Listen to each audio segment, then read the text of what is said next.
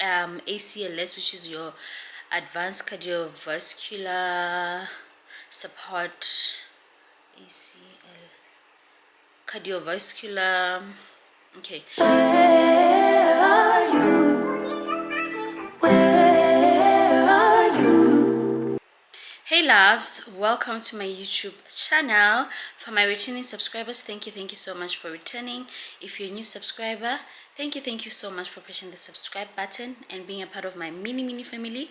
I hope you're gonna stick around. And for those who have not subscribed, please remember to press the subscribe button, to press like, and be a part of my small family.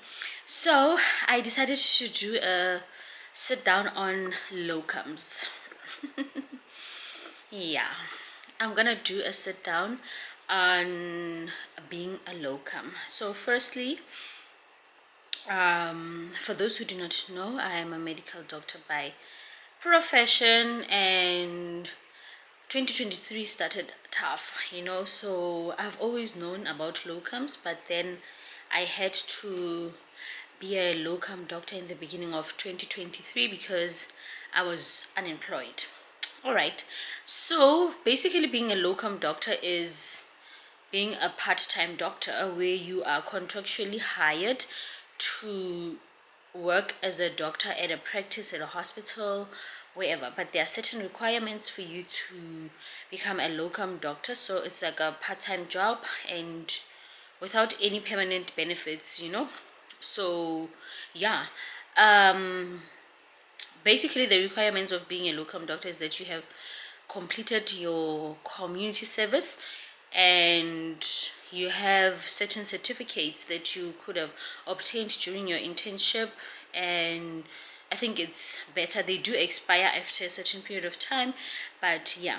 So you have to have your basic life support certificate, or your BLS, which expires I think in 2 years, your ACLS, which is your advanced cardiovascular life support certificate, and your pulse, which is the pediatric one. And yeah, you can also do other things like your ultrasonography if you want to perfect, there's that one that they do in emergencies.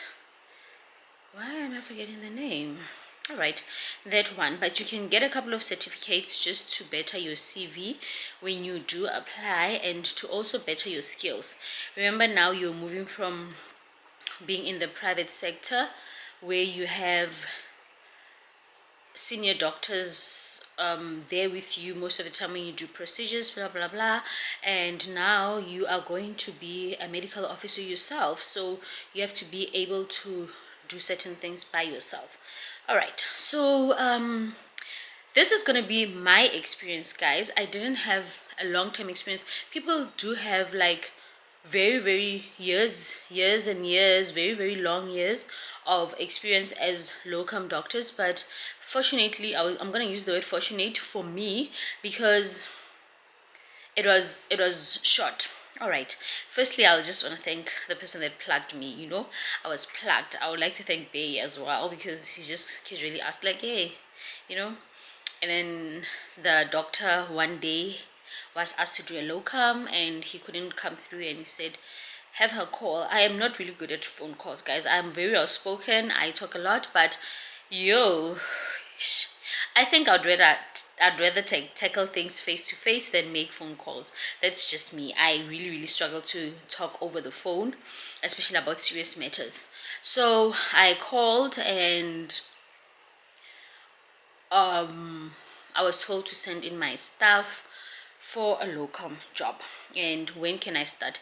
Obviously it was ASAP, because the mom was just sitting at home doing absolutely nothing. I did not have a problem with that at that point, because Bay was there taking care of things, but it was gonna get to a point where it was gonna be tough for both of us. So why just sit?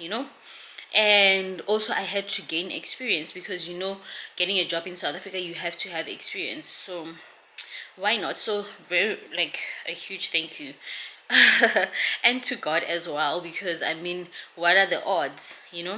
And yeah, I would also like to thank the doctor that took me in and gave me that opportunity. Yes, I could have continued looking for someone else, and even when they doubted that okay, she doesn't have experience, but let's see how it's going to be. Then they extended and extended, and so that I do possess the qualities of being a good doctor, so why not, and I'm good with my patients, blah blah blah. The patient doctor relationship is very, very important, especially when you are like more independent. So you have to have completed your community service, you have to have those courses, you have to have registered as an independent practitioner. So for doctors, after community service, when you take back the application forms and the papers, I don't know what to call those forms, but then you become an independent practitioner. And then it's also very important to apply for your practice number. So you apply for the practice number via the BHF. Can look it up if you want to apply. It doesn't take that long, guys. For me, it took a week basically. So you apply for a practice number and voila, you're ready. So that is so much easier. So some practices you will practice with their practice number because they are liable for certain things, but otherwise, if it's just you, then you have to have your own practice number. And more importantly, you have to have your medical malpractice insurance. I don't know if insurance is the right word, but yeah, you have to have your medical malpractice insurance. It's a lot, but anyway, you need to pay it so that in case you get sued or anything, then you know that you have lawyers, especially if you're doing theater or if you're doing your obstetrics and gynae, and just on a normal day, if you're seeing patients daily, you must have representation should anything go south. So yeah, so thank you to the doctor that took me in as well and gave me that opportunity. So I started locuming. It was great, not so great because my baby around about that time was 4 months old and we had to stay in the B&B. So I got super lucky because the locum that I had, they were paying for accommodation.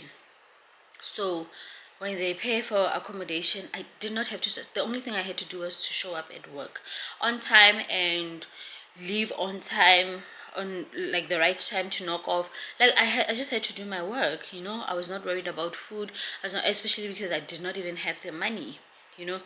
I just had to go to work. So I basically did just that.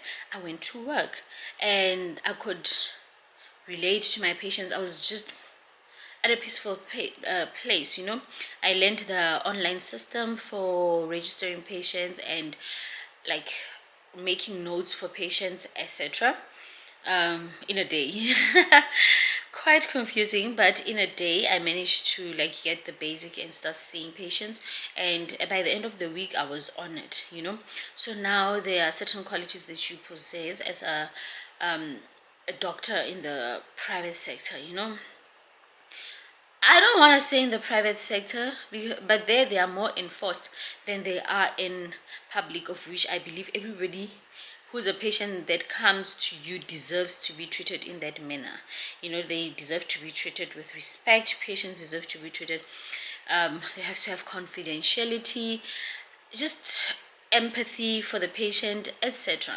Because patients are very vulnerable when they do come to you. So like having good communication skills, etc., it's very important when you deal with patients. So yeah, it's like good communication, guys, mutual respect between you and your patient, being able to tackle conflict, etc. Learning how to bring in the third person if you feel like you are not able to handle this type of conflict, becoming emotional, etc.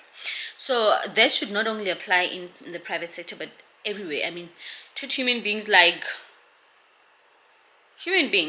with respect. It doesn't matter what they do or you do not know what they do, etc.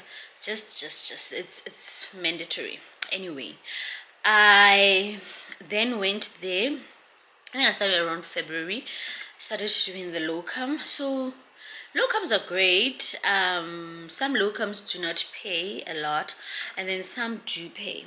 So the locums that generally do not pay, I think it's just people trying to exploit, because now we're at a point where we have a lot of unemployed doctors, and unfortunately there are people that are going to take advantage of the situation.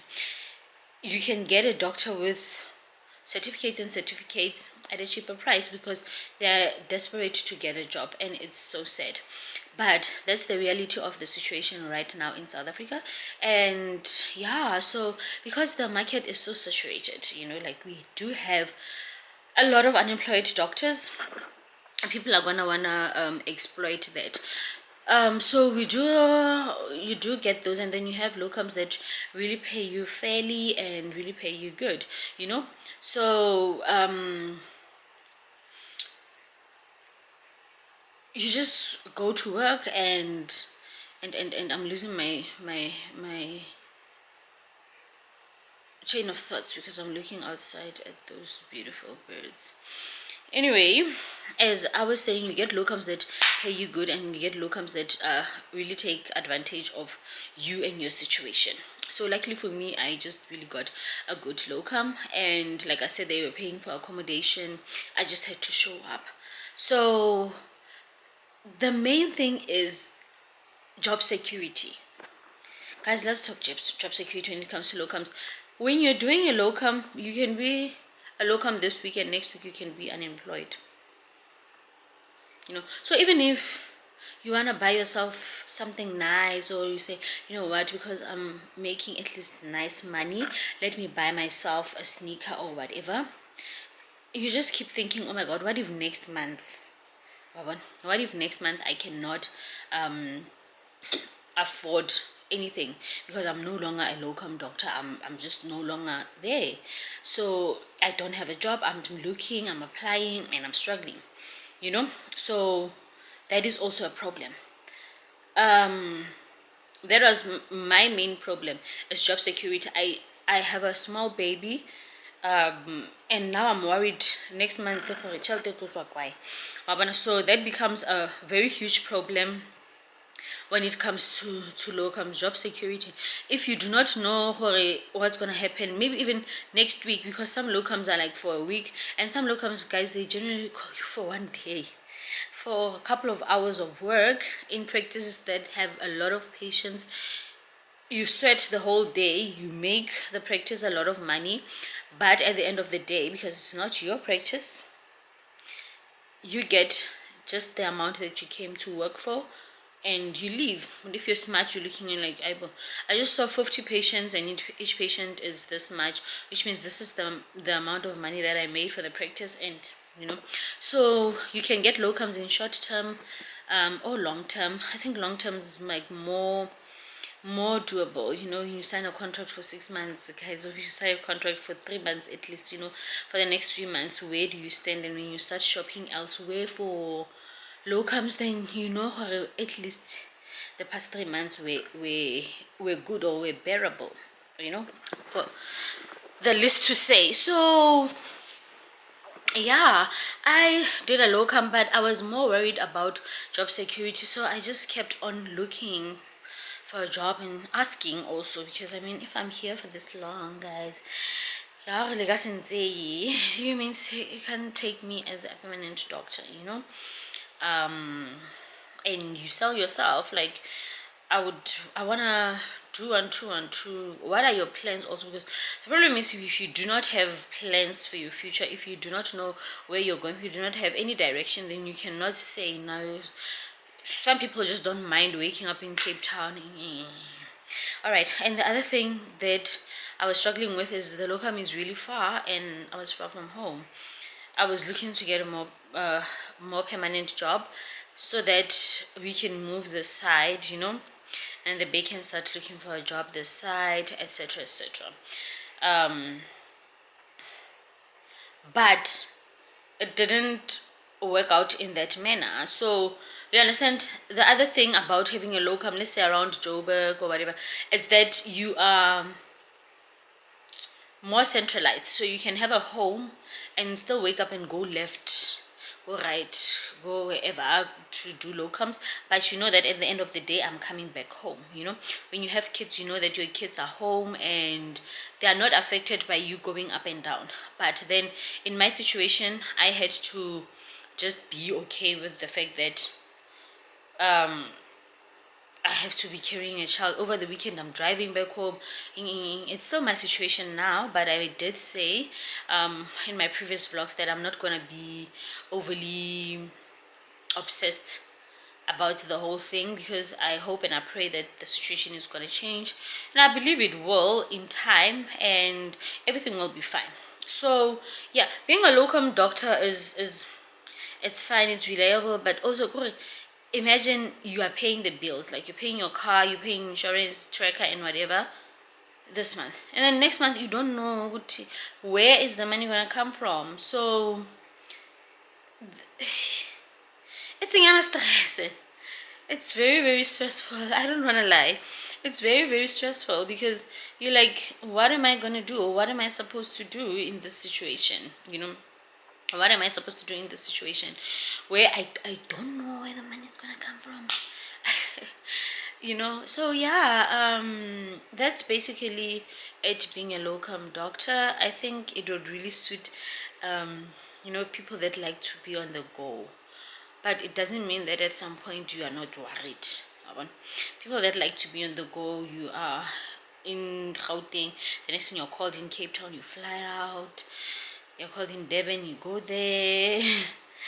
But for me, I'm more of grounded person. I want to be home. I want to be with family. I want to be surrounded by my kid, and just build in a specific area and just stay there. Yeah, so that's my experience with locum. It's not a lot. I know people that have been locuming for a very long time, but I think the main thing that we all share in common is that there is no job security in locuming. Some people can locum. You are able to locum when you are working. Let's say for the state, you are working. You're able to locum because you fill in the RWOP. I don't know if RWOP, yeah, the RWOP forms, and you are able to work out. You must declare that you are working elsewhere. So, but the hours there at the state gonna be the same. So you have to find a way when how to work around it. Some practices want you the whole day, some want you for a couple of hours, some want you for whatever. Yeah, that is the information that I have. I don't know if there's anything else maybe that you would like to know, that you would like to ask, and if you do have, please, please, please, in the comment section, or you can send me an inbox on my Instagram _MasiT, or on my Facebook MasiT, and then I will gladly answer any question that you might have with regards to this topic. I hope that you enjoyed the video. Please remember to subscribe, guys. Please, please, please subscribe. I'm on my journey to 1,000 subscribers now. I think I want to say 700, but I'm gonna push it. I'm on my journey to 1,000 subscribers now, and yeah, please subscribe and also like the video so that it can be shown to other people that can also watch, etc, etc. Thank you very much for watching. I've been talking now for like 18 minutes. I hope that you're gonna enjoy the video. I have to go elsewhere, so yeah, thank you very much for watching. Bye.